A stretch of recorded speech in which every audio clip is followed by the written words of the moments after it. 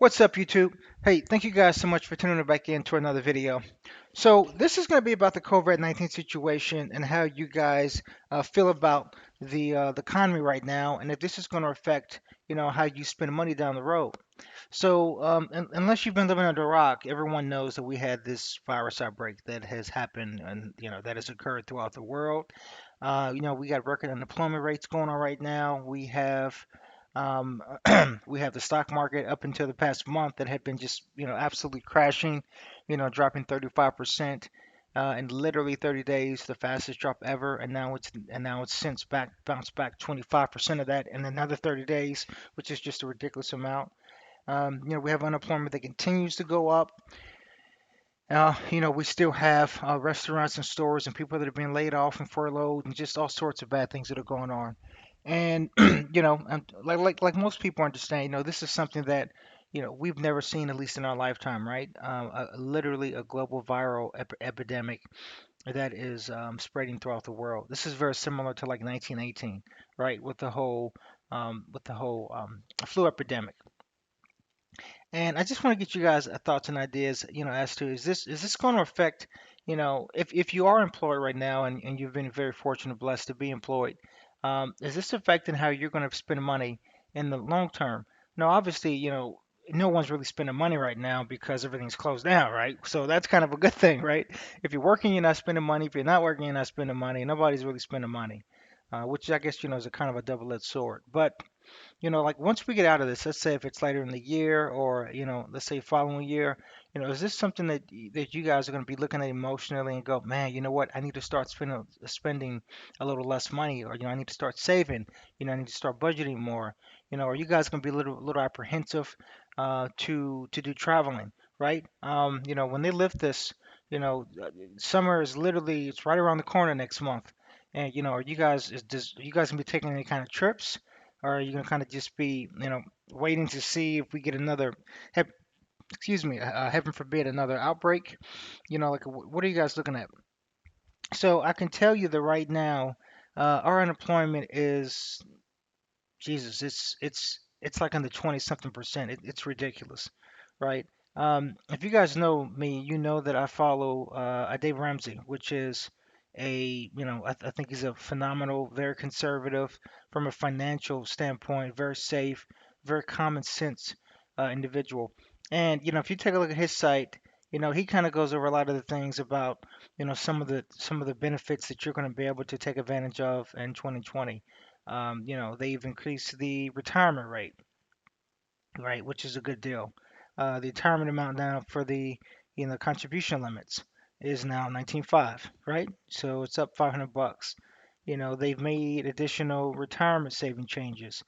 So there's a lot of things that the government is trying to do to help stimulate the economy, not only just now but long term.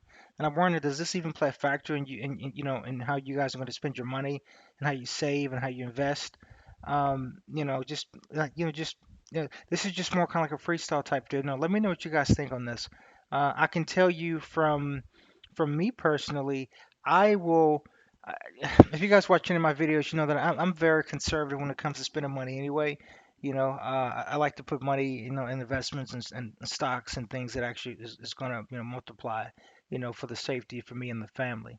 Um, this is just going to further cause me individually to be even more conservative as much as possible, just simply because you never know, when things could always hit the fan.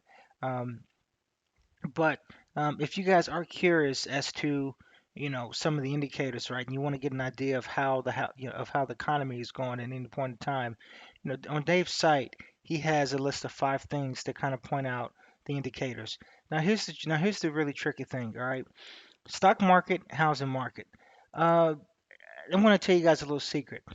This one here, the stock market thing, is not an indication of the economy. If anything, in the past 30 days has shown you is that this couldn't be further from the truth. This is probably the only thing that I actually disagree with Dave on. But if you take a look here at the housing market, yeah, this is a pretty good indicator. Interest rates is a pretty good indicator, right? Because usually when interest rates are lower, it's because the government is trying to stimulate the economy and spending, and then stimulate spending. And then as the interest rates go up, it's because they're trying to slow down spending. So they charge banks higher rates, would then charge consumers higher rates, and when there's higher rates, people then typically borrow less or spend less. Spend less. This is obviously a huge one, right? So this is where the differentiation between this and this one are different right now, right? It's a huge disparity.